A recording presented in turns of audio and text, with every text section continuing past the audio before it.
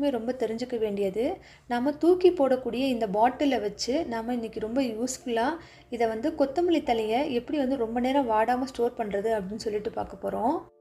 சில டைம் கொத்தமல்லி தழை ரொம்ப நிறைய வாங்கிட்டு வந்துடுவோம். அப்படி இல்லை அப்படின்னாக்கா கரண்ட்டு வந்து நமக்கு அடிக்கடி போகிறனால ஃப்ரிட்ஜில் வந்து கூலிங் கூட குறைஞ்சிரும். அந்த மாதிரி சமயத்தில் இந்த மாதிரி நம்ம வெளியே கூட கொத்தமல்லி தழை ஈஸியாக ஸ்டோர் பண்ணிக்கலாம். இந்த மாதிரி ஒரு பாட்டில் எடுத்துக்கிட்டு இதோட கழுத்து பகுதி இருக்குது பார்த்திங்களா, அதை மட்டும் தனியாக கட் பண்ணி இப்போ எடுக்க போகிறோம். இந்த பாட்டிலை வந்து ரெண்டாக வந்து நம்ம பிரித்து கட் பண்ணி எடுத்துக்க போகிறோம். அதுக்கு என்ன செய்யணும் அப்படின்னாக்கா ஒரு கத்தி இருக்குது பார்த்திங்களா, அந்த கத்தியை வந்து இந்த நெருப்பில் வந்து காட்டணும். இதை காட்டிட்டு அதை வந்து அப்படியே கட் பண்ணிக்கணும். அப்போ தான் அதை நம்ம கட் பண்ண வரும். இல்லைனாக்கா நமக்கு வந்து ஷேப்பாக வந்து வராது. அதனால் அந்த கத்தியை அனலில் இப்படி காட்டிட்டு அந்த கழுத்து பகுதியில் என்ன செய்யணும் அப்படின்னாக்கா கொஞ்சம் கொஞ்சமாக நம்ம இதை வந்து கட் பண்ணி எடுத்துக்கணும். இப்போ நான் வீடியோவில் உங்களுக்கு எப்படி காட்டினனோ இதே போல் நீங்கள் செஞ்சு இந்த பகுதியை வந்து ரெண்டாக எடுத்துக்கணும். மேல் பகுதி கீழ் பகுதி அப்படின்னு சொல்லிட்டு நமக்கு கிடச்சிரும். அதில் கீழே இருக்கக்கூடிய இந்த பாட்டில்